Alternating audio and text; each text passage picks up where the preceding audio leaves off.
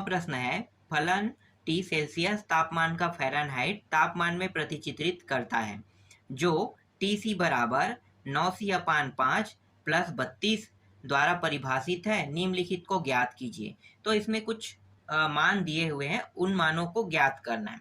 तो पहले जो दिया है उसको मैं लिख लेता हूँ, उसके बाद जो प्रश्न में मान दिए है ना उसके हिसाब से हल करेंगे। तो दिया क्या है, दिया है यहाँ पे टीसी दिया हुआ है। तो पहले टीसी को लिखो, टीसी बराबर दिया हुआ है 9c/5 दिया हुआ है, और इसके साथ प्लस में है 32। इसे आप समीकरण एक रख लो। समीकरण ये एक है। अब जो प्रश्न दिया है ना उसके हिसाब से हल करेंगे। तो यहाँ पे दिया है T0 दिया है। ये T0 का मतलब क्या है, तो मैं आपको बताना चाहूंगा। T0 और इन दोनों को क्या कर देंगे, कंपेयर कर देंगे। तो T0 बराबर TC, यहाँ भी T यहाँ भी T, दोनों में T है। T कट गया तो बचा क्या, 0 और C बस बचा। तो यहाँ पे C का मान कितना प्राप्त हो गया, C का मान प्राप्त हो गया 0। C का जो मान प्राप्त हुआ है इसे मैं समीकरण 1 में रख देता हूँ। तो समीकरण 1 में जब रखूंगा तो T0 बराबर 9 गुणित 0, जहां जहां पे C रहेगा वहां वहां पे क्या रखेंगे, 0, क्योंकि C का मान क्या प्राप्त हुआ है, 0 प्राप्त हुआ है। तो इस तरह से T0 और 9 गुणित 0 हो गया अपान 5 प्लस 32। ये रहा T0 बराबर, ये पूरा मान ऊपर 0 हो गया, नीचे में 5 प्लस 32। फिर T0 बराबर यहाँ पे प्राप्त हो गया 32। यही क्या है, पहले का आंसर है। ये अभी मैं आपको जो बता रहा हूँ वो समझ में आया। 0 को 5 से गुणा करेंगे, भाग देंगे तो कितना प्राप्त होगा, 0 का 0 प्राप्त होगा। दूसरा बनाओ। अब दूसरा में यहाँ पे दिया हुआ है T28 दिया हुआ है। समीकरण वही रहेगा, उसी समीकरण में इसके मान को रखेंगे। तो अब आपको पता चल गया होगा कि C का मान कितना आएगा।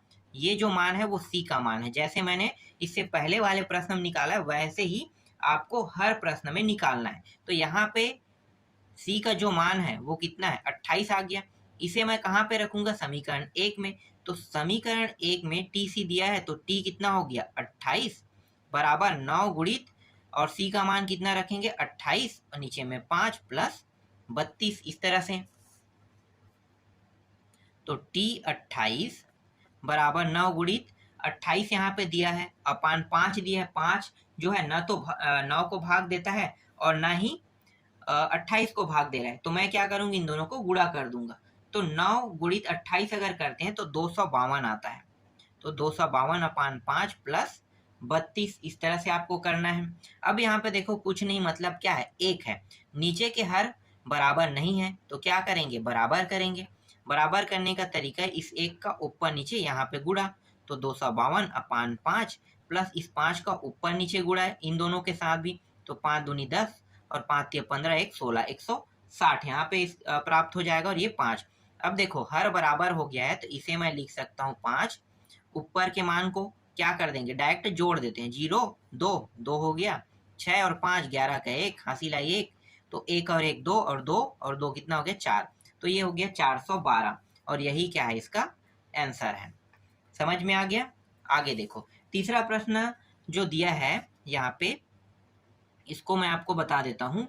तीसरा में दिया है T और -10 दिया है। इसे आप बना के देखो, ये होमवर्क है, क्योंकि ये सेम टू सेम बनेगा। यहाँ पे C का मान कितना आ रहा है, -10 आ रहा है, तो आप बना लोगे इसे। चौथा देखते हैं। चौथा प्रश्न थोड़ा सा अलग है। इस बार चौथा प्रश्न में क्या दिया है कि C का मान निकालना है। किसका मान निकालना है, C का मान। और इस बार दिया है TC का मान दिया है, ठीक है। इस पूरे का मान दिया है, कितना दिया है, 212 दिया है।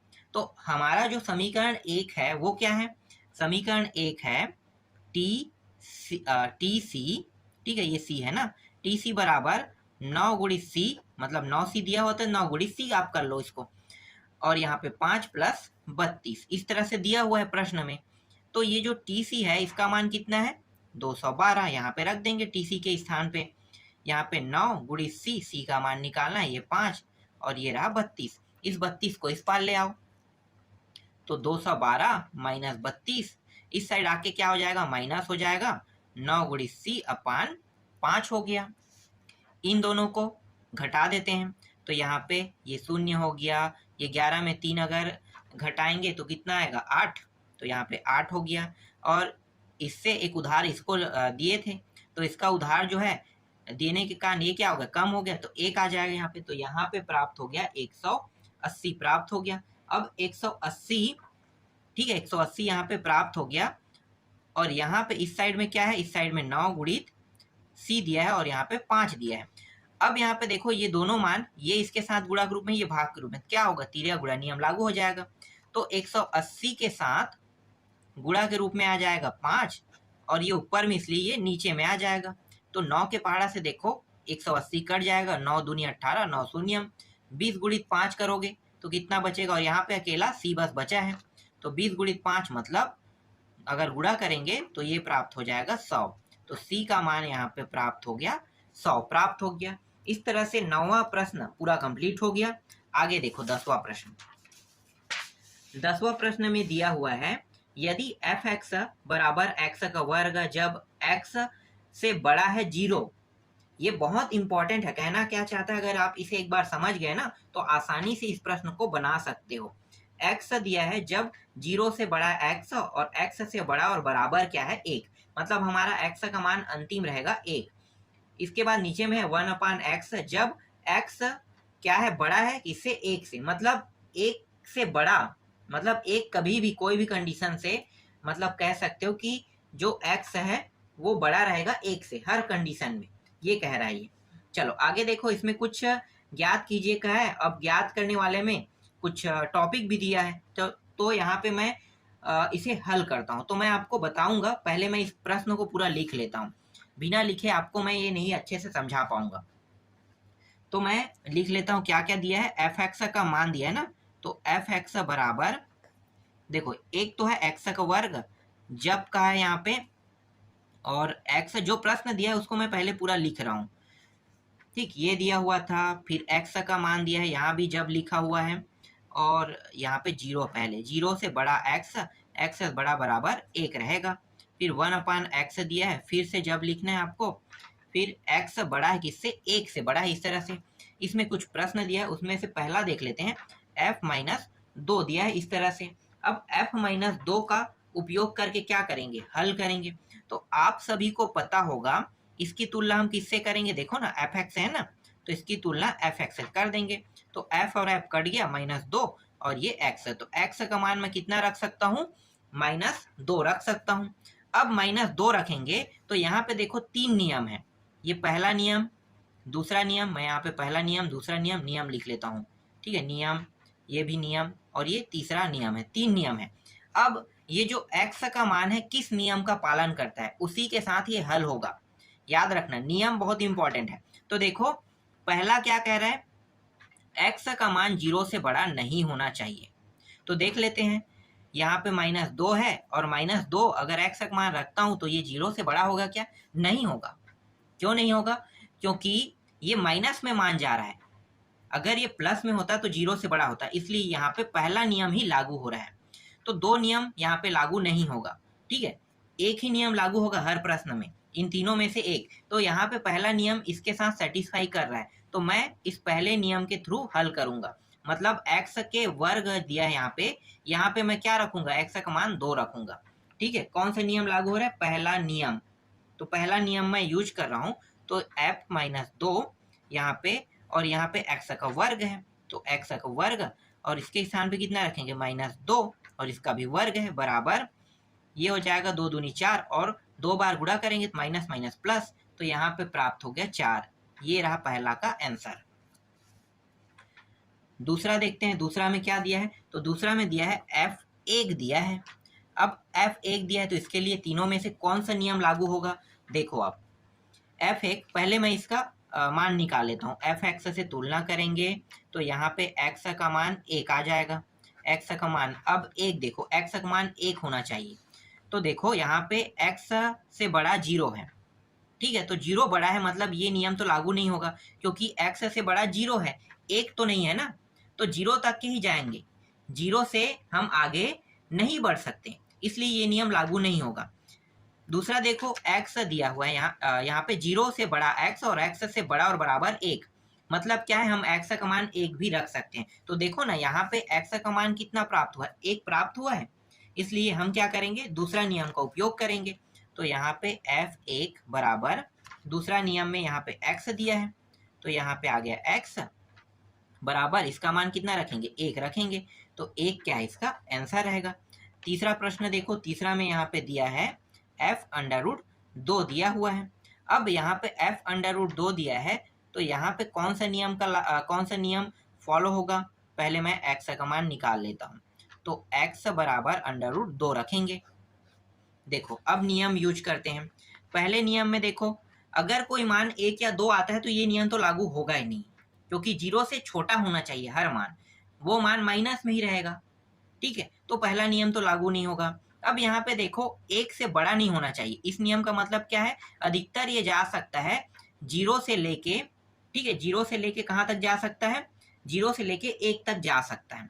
तो ये 1 तक तो गया, मतलब हर बार x की वैल्यू अगर 1 होगा तब हम दूसरा वाला नियम लगाएंगे। यहाँ पे √2 कह रहा है, तो √2 जो है वो 1 से बड़ा रहता है, 1 से बड़ा है, इसलिए यहाँ पे ये नियम भी लागू नहीं होगा। अब यहाँ पे तीसरा नियम देखो, x बड़ा है किससे, 1 से, 1 से बड़ा है कौन, x, मतलब 1 से जितने भी बड़े मान होंगे उसके लिए ये नियम मैं लगाऊंगा, 1 से बड़े के लिए। तो मैं अभी क्या बता रहा हूँ आपको, मैं ये बता रहा हूँ कि √2 जो है वो 1 से बड़ा है, ठीक है, इसलिए यहाँ पे तीसरा नियम लागू होगा।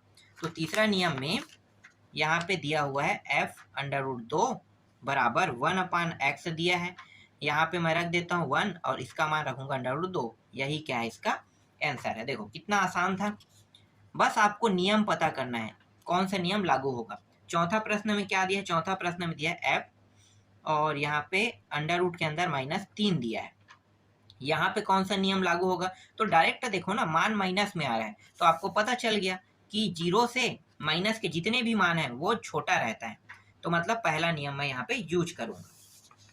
तो यहाँ पे x का मान कितना होगा, मैं डायरेक्ट रख देता हूँ -3 √ के अंदर, ये रहेगा।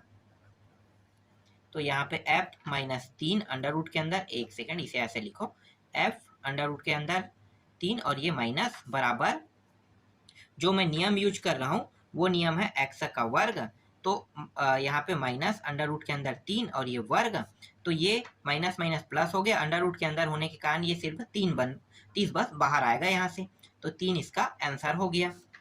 अब अंतिम प्रश्न देखो, इसमें अंतिम प्रश्न क्या है, तो अंतिम में दिया है f 4/3 दिया हुआ है इस तरह से, तो x का मान कितना रहेगा, 4/3 यहाँ से बाहर हो जाएगा।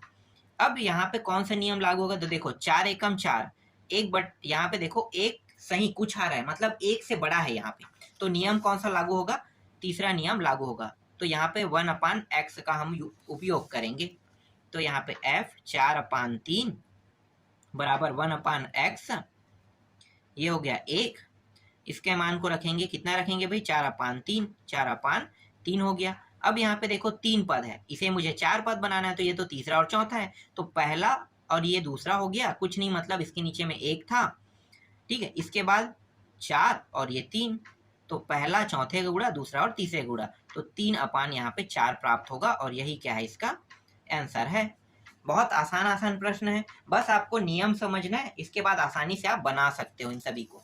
चलो आगे देखो, 11वां प्रश्न है, यदि f r की ओर r जा रहा है, एक फलन इस प्रकार है कि f(x) बराबर x का वर्ग -3x + 2, तब f(x) ज्ञात कीजिए, साथ ही f(5) का मूल्यांकन कीजिए। तो इस प्रश्न को कैसे बनाओगे, तो पहले जो दिया है उसको मैं लिख लेता हूं। तो प्रश्न में दिया है f(x) का मान दिया है, कितना दिया है भाई, x का वर्ग -3x + 2 दिया है, इस तरह से दिया है।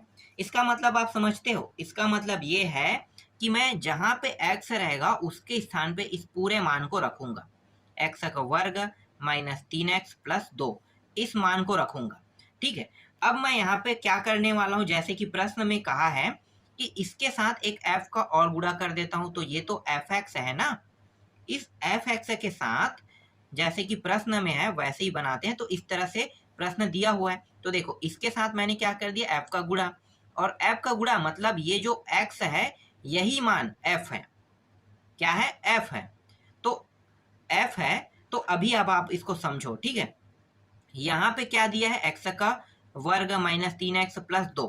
तो इस मान के अंदर इस x का मान इतना ही रखना है। कैसे, देखो यहाँ पे x का वर्ग है तो x का मान कितना रखूंगा, ये पूरा मान, तो x का वर्ग माइनस 3x प्लस 2 इस तरह से, और ये वर्ग है तो वर्ग कर दो, फिर माइनस लगा है माइनस 3, फिर x का मान ये पूरा मान रखो, तो ये हो जाएगा x का वर्ग माइनस 3x प्लस 2, फिर अंत में क्या दिया है, प्लस 2 दिया है। इस तरह से ये x का वर्ग है ना, तो इसका 2 बार गुणा करेंगे, तो 2 बार गुणा कर दो, तो 2 बार गुणा करेंगे तो यहाँ पे मैं आपको यहाँ पे करके बताता हूँ, क्योंकि थोड़ा सा लंबा जाएगा ना ये।